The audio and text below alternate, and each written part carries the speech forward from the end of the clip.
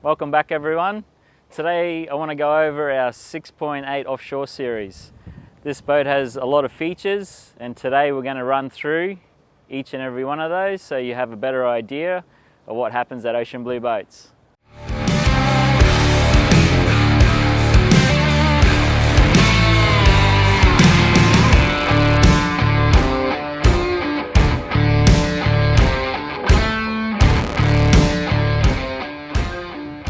Welcome on board everybody. We're going to start from the front and work our way back.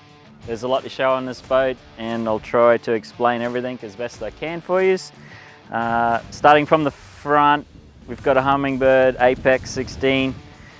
It's on obviously a beat down bracket which can hold two of those sounders. We've got an electric winch under the front and a 36 volt Minn Coda. We've got storage, plenty of storage in the front hatch. In this big hatch that I'm standing on now, he's going to put obviously a large esky in here or fridge. There's plenty of room in there for all your dry storage. Under the floor in there, we've got 3 Victron batteries at 200 amp hours each, which run the Minn Coda. So I'll go through the system that we're running as we move through the boat. With the solar and everything else that runs that system, we can run the Minn Coda for 27 hours running in a daytime for one day and one night realistically, so there's ample power for that. And on a rainy day I think it's 13.7 hours of runtime on that system. So down on the floor here, he's asked for a little bit extra storage just for all his wet stuff. We still have a seal on it, but there's stuff to put your fins, you know, your lead weights for diving and all your snorkel gear. So that's a little extra that he's asked for. As you know, the boats are fully customized to the owner's requirements. So as we go through the boat, the boat is made up of 3 fuel tanks at 200 litres each, so a total of 600 litres of fuel. We do have 185 litres of water, fresh water as well, under the deck, so she's built for long range.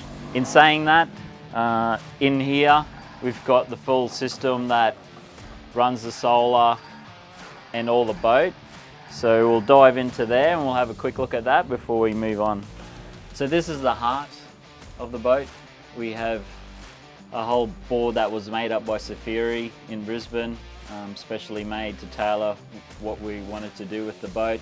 It runs a 1.6 kilowatt inverter charger, so we can actually make a cup of coffee on here.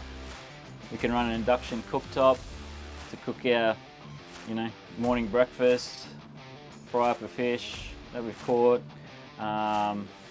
make toasted sandwiches, etc. So we've got a bit of power there to run that. It's all labelled clearly. It runs 2 400 watt sun power solar panels. So during the day, on a sunny day, it's pumping in probably 20 amps of charge, which is quite a lot. So that's the secret behind having so much battery power for the electric to run all day and all night. We can show you a bit more on the screen through the Victron app exactly what it's charging once we move around to the Furuno gear. So yeah, we've put a lot of effort into keeping it neat. Obviously it's got a stereo system, it's got all the Yamaha gear in there, it's got the build system, everything's accessible. It's just a matter of 2 handles to open the door and everything's there laid out, easy to work on. Everything's just easy to access, and that's what it's all about. Because when you're out in the ocean and you do get into trouble, you want to be able to see what's going on. But it is an accessory that you can option for if you want to go to this extreme, and that's what it is. It's the extreme of long distance fishing and having the capabilities of power for those long trips. So these are the two 400 watt sun power panels. They're supposed to be the most efficient solar panel on the market. That's why we've used them. And I have seen, as on the screens, putting in over 800 watts combined. So they definitely, on a sunny day, produce a lot of power. So we've tried to obviously use the best of the best, just for obviously to make things last, because it is in a salt environment, and as we know, it is a harsh environment. So we try not to compromise on quality when we're using products on our boats. So now we're on this side of the dash. As you can see, we've got a Apex 19 and a 19-inch Furuno. And like I said to you, you can see I've got the Victron app up at the moment, and it's telling you all the information from the solar, how much solar is coming into it at the moment, what your loads are on the boat. So all the information is live on that screen. So when you're out there, you can see exactly what percentage of battery life you've got and what solar is going into it as well. He's running obviously the Hummingbird for those obviously side imaging for chase and barra. It does have a 300 horsepower Yamaha with digital steering, which is really nice, and digital controls, along with the autopilot.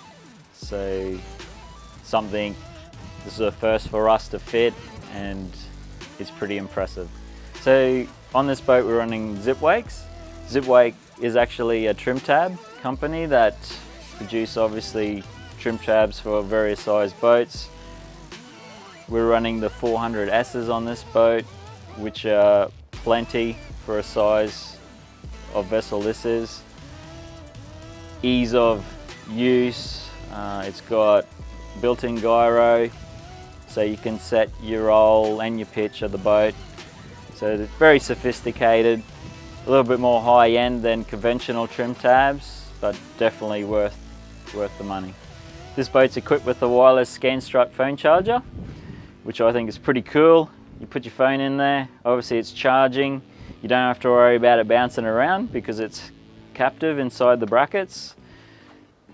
I think it's pretty special, so yeah, hands down to ScanStrut. On this, he's opted for a box seat, which we're going to have tackle trays in the back and a bit of storage. Obviously complemented with these relax seats. They've got dual purpose, so when you're sitting down, you're quite comfy, good distance off the dash, and when you are standing, it gives you that extra support for leaning against, and you feel comfortable, obviously, on a rough day because you're well supported. In the box, we have tackle trays in the back and a bit of storage underneath those tackle trays. So we've utilised all that space in that box. So moving down to the transom, we have dual battery system there. So we've got a start battery and a backup battery. In the centre, we've got a live well with a little window in the front. And on this side, we have more storage and the salt water pump for the deck wash. So we've utilised that whole area. It is an extra wide transom for standing on and when you're casting, just to utilise the benefits of having an offshore and something can go up the estuaries and do casting. So plenty of room there for standing, and obviously with the swim platform on the back, you've got the opportunity to head over the back as well, and there's heaps of room there as well to stand on. On the side of this boat, we've built in a rod locker. Obviously it's all lined with sea deck, and I'll talk a bit more about the sea deck in a moment.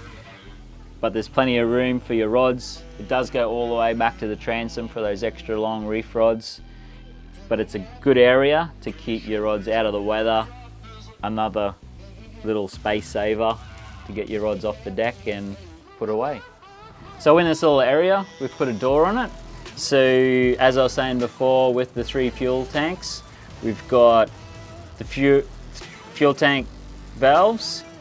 We've got a little pump to transfer fuel from tank to tank and to recharge your fuel filter as a little added benefit of priming everything when you do run out of fuel.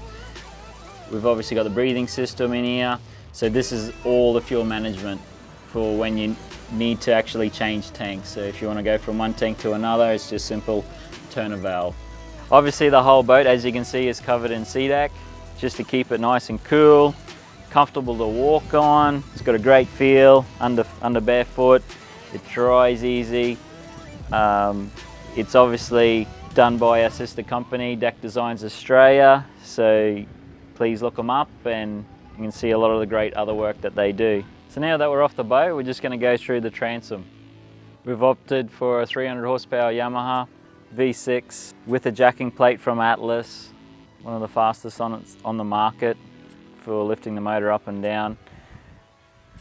We've got our zip wakes, we've got our bait tank pump, underwater lights.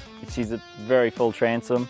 With our first trials fully loaded, due to the case that we're still in the running in period of the engine, at full load we're probably topped out at 40 knots, which is a bit, in the kilometres I think it's about high 70, 78 or something like that, kilometres an hour.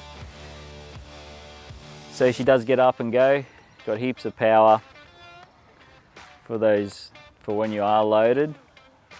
But it's there if you need it, and if you don't need it, you can back it off and still have a fuel saving. The wrap, we move around to the wrap.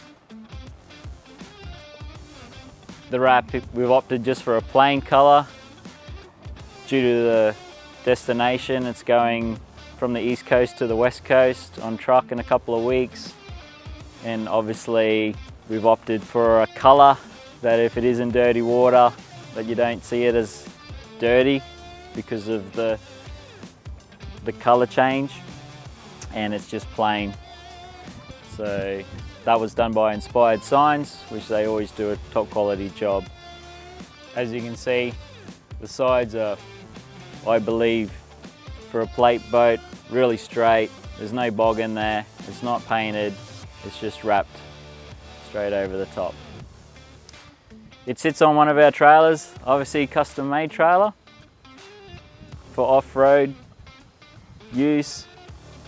It's rated to 3.5 tonne. This one, drive on, drive off with these. It does have a boat catch. It's got stone guards. As we head around to the front, you'll see the stone guards. We do have a cover for it as well, which is a fully enclosed tent with midgie-proof screens around all sides. So when you are camping up the river and before the midgies come, you can actually fully enclose the whole boat. Like I said, we can add that in the video. I've got a few pictures of it getting worked on. I haven't obviously put it up today. So yeah, very versatile boat, and it's built for a specific purpose. Not too sure whether you can see up through the hull there, but we do have a through hull transducer, which is a 265 low high. Top speed at the moment, we're getting about 32 knots reading the bottom, which is really good for a through hull on a small boat. We do have a side scan from the Hummingbird, which we can actually, we've made this up to actually lift up and drop down, so it is actually below the hull and it can clearly scan both sides of the boat. So that was a little added feature that the customer wanted. So moving up the front, we do have a boat catch in here. I just want to show you what we do on our trailers to make it a little bit easier with the boat catch. Instead of just throwing your rope over the side of the boat and then retrieving it later, we actually run a rope all the way down to the mudguard. If you head on down now, I can show you what this, everyone asks, what's this little aerial for? So this little aerial here makes it easy. It's just pull on the rope, boat catch disengages, and you just move off the trailer. Just makes it simple. You don't have to worry about, like I said, getting your rope or throwing it off the side. It's there permanently, ease of access, lean over the side, pull the cable, the boat rolls off. That's why we claim that they are drive on, drive off trailers, for obviously the reason when you're at the boat ramp and there is a lot of boats coming in and out and you want to get your boat in and out as quickly as possible, you can't beat a drive-on, drive-off trailer. So obviously trying to beat the rain here at the moment. Inside here, we do have a rigid spotlight, so you can see up the rivers when you're coming back to the boat ramps. If you look inside, you can see the boat catch, obviously spare wheel, everything's tucked away in its own little spot. Even the jockey wheel's got its own little hidden spot where it's out of the way for those dips and speed bumps.